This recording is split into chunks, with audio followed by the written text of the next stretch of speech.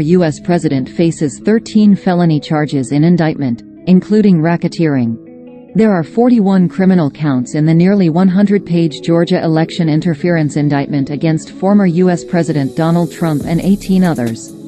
And by the estimation of Morgan Cloud, a law professor at Emory University in Atlanta, about 60% is devoted to the first count, racketeering. It's certainly the most serious charge, one that's often used to target members of organized crime groups, carrying with it a penalty of up to 20 years in prison if convicted.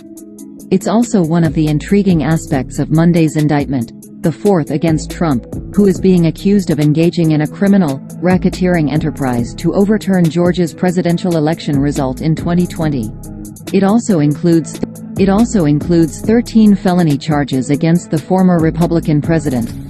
Mark Meadows, Trump's former White House chief of staff, and lawyers Rudy Giuliani and John Eastman were among those charged. The indictment cites a number of crimes that Trump or his associates allegedly committed, including falsely testifying to lawmakers that election fraud had occurred and urging state officials to violate their oaths of office by altering the election results. 1. Donald Trump. Former advisors indicted in Georgia in 2020 election interference case. It also mentions an alleged scheme to subvert the U.S. electoral process by submitting false slates of electors, people who make up the Electoral College, which elects the president and vice president. The indictment reaches across state lines, saying that Trump's advisors, including Giuliani and Meadows, advanced the conspiracy by calling officials in Arizona, Pennsylvania and elsewhere seeking to change the outcome in those states. CBC News looks into the legal aspects of the case, the racketeering charge and the challenges faced by prosecutors. Why the racketeering charge?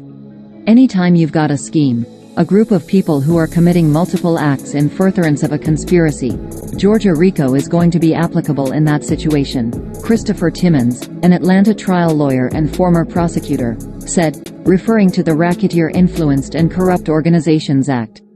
It's a ridiculously broad statute, he said. 1. Analysis.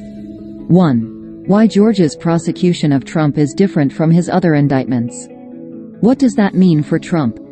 You can bring in all of the things that Rudolph Giuliani did, all the things that former Trump lawyer Jenna Ellis did in the case against Trump, Timmons said.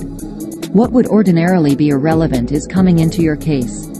One of the strengths of the racketeering statute from a prosecution point of view is it allows the prosecutor to string together disparate bits of information, multiple people and different activities, Emory University's Cloud said. Many of the paragraphs in the RICO charge don't list Trump or Giuliani or any of the local people, he said. There are different defendants named in different paragraphs.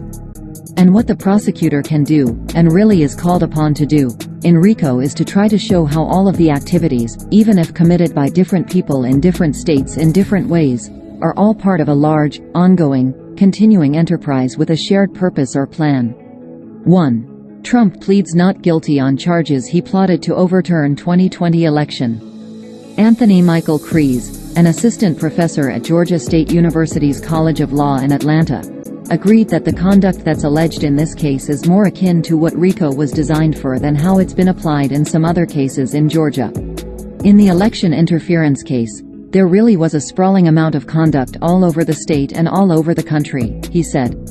And there were many actors who were not talking to one another or necessarily not forming over conspiracy pacts. And so this law is designed for something like this. Prosecution challenges. Kreese said one of the biggest challenges facing the prosecution will be showing the intent behind the parties and proving that Trump knew what he was doing and that he knew it was wrong. That he wasn't just following legal advice. He was crafting quite an underhanded campaign through his lawyers.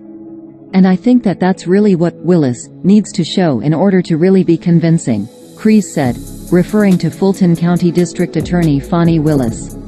1. Analysis. 1. Indictment unsealed. Trump faces 37 charges related to national security. But one of the bigger issues will be how to explain, all at the same time, so many of these different alleged offenses about so many different people. The advantage of having a lot of people in a case is that it can be overwhelming to a jury, where it's just like the point is there's so much evidence it must have happened, said Jeffrey Brickman, an Atlanta-based criminal defense lawyer and former district attorney of Georgia's DeKalb County. And then the other side of that is, this is too much info. There's only so much the jury can digest.